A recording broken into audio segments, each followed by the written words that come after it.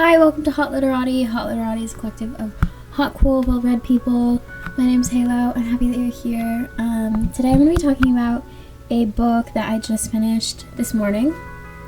It is, I believe, my 19th book of the year. It is How to Win Friends and Influence People by Dale Carnegie. I would consider this like a fundamental text in American literature because what I've been thinking about a lot is how, and we've been having this conversation in book club as we've read Think and Grow Rich, is how self-help, to the degree that we have it now, is a very American genre. It's a very American genre, and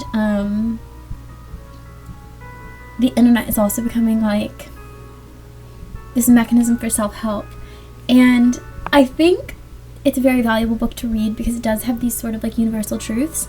Like everyone wants to feel like they're doing a good job, or Skinner's research on human psychology, like maybe punitive based feedback isn't always the best. Yeah, I really found it really interesting. I think I did annotate a few things that I'll talk about.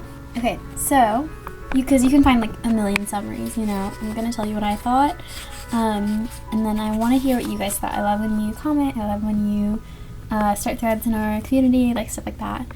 So the first thing that would stick out to me was my annotations are never clear, that people were hungry for self-improvement.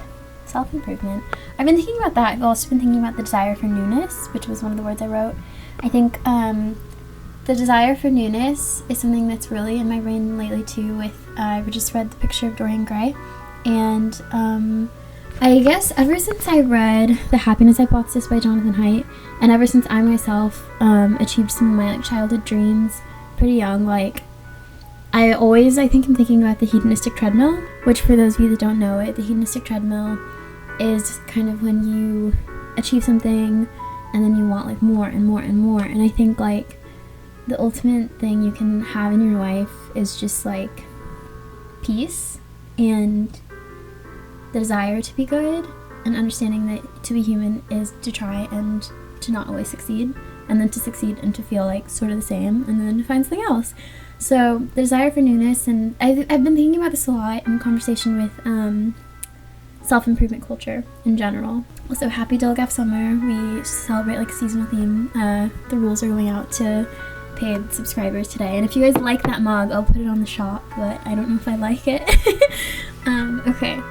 The next thing I annotated was, what is infinitely more important, he found more happiness in his business and his home.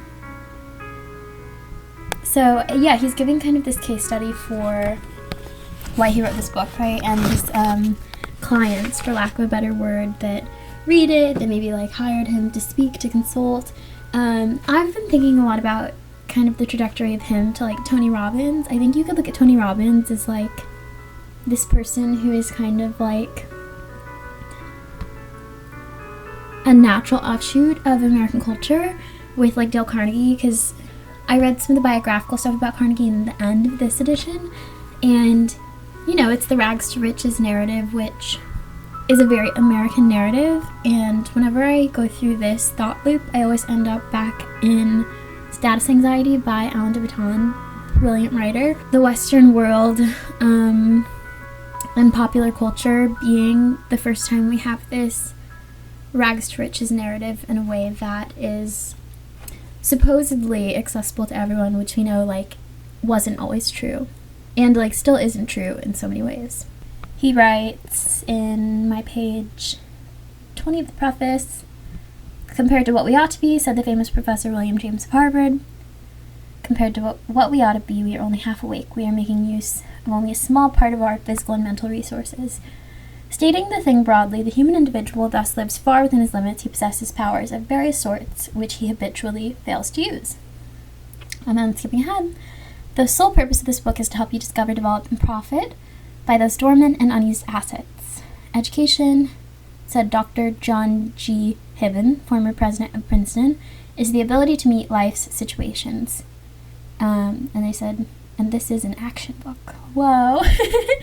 I love, I will say, like, early American literature, I love the tone. It's very, like, let's get it, in a way that I find really endearing. And I I do really like this definition of education, the ability to meet life's situations, because that's one thing that there's a lot of discourse around, right? Like, is education's failure to help people, like, carve out a path for themselves in the real world.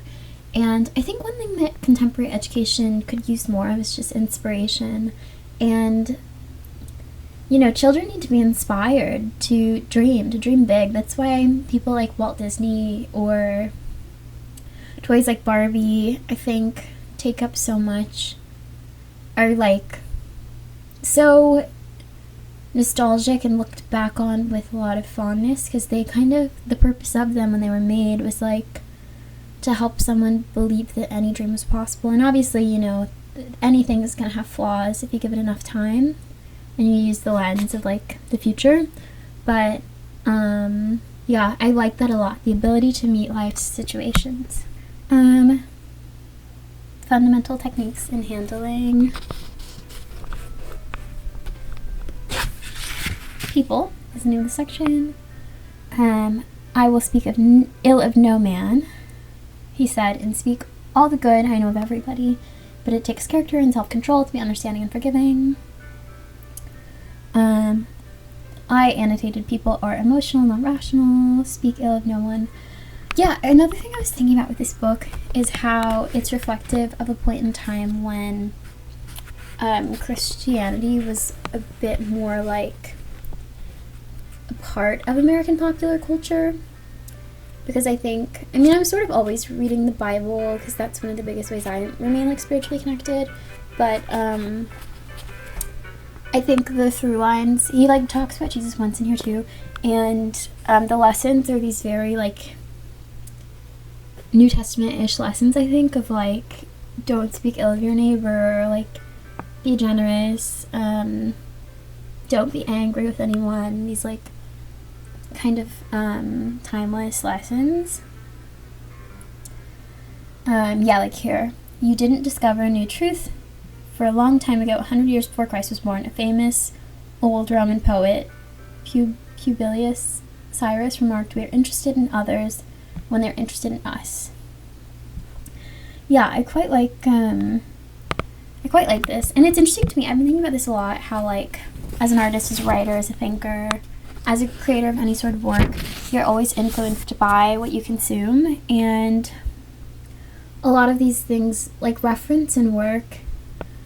I think as a writer, I used to be sort of afraid of like referencing other people or taking on style like other people because I wanted like to have my own style. But I think that's for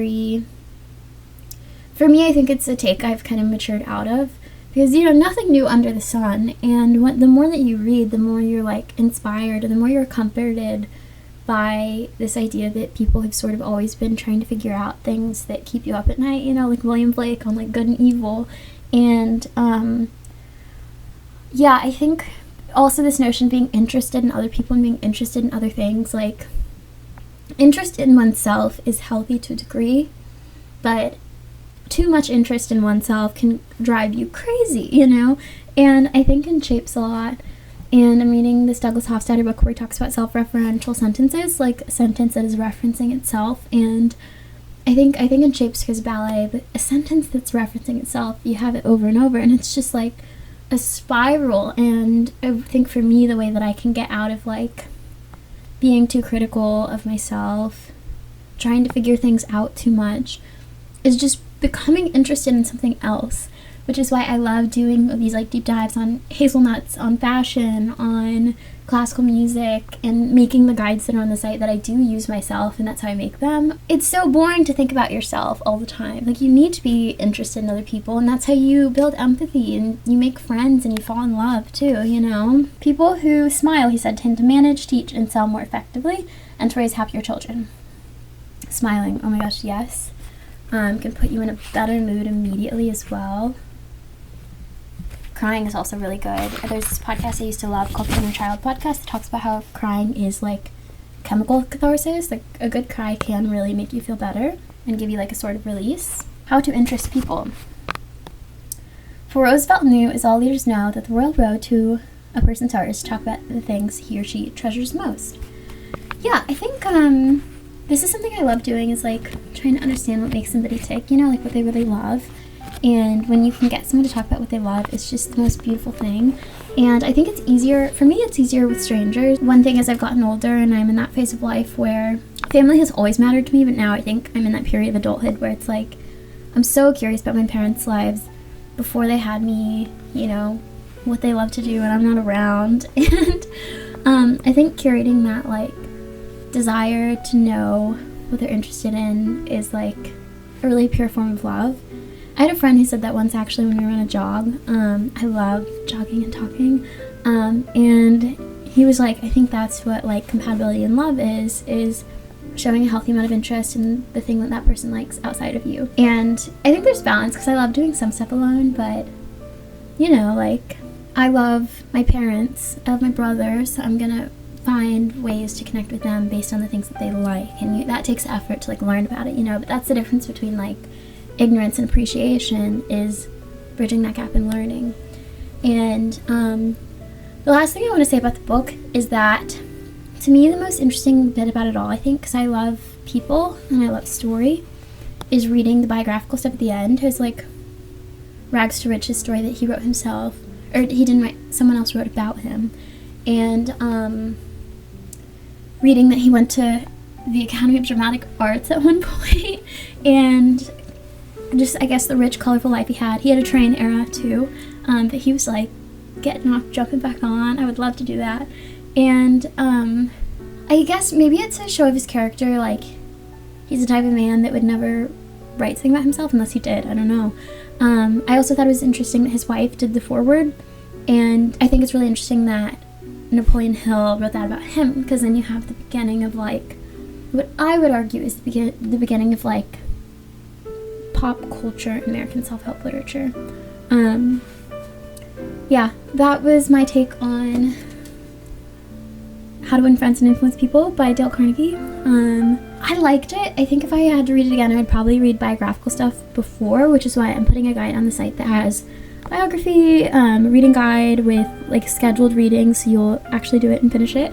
And this was my 19th book of the year, and I don't know, maybe I'll do like 30 this year. Set big goals. Thank you for watching. I would love to chat with y'all in our community, and until next time.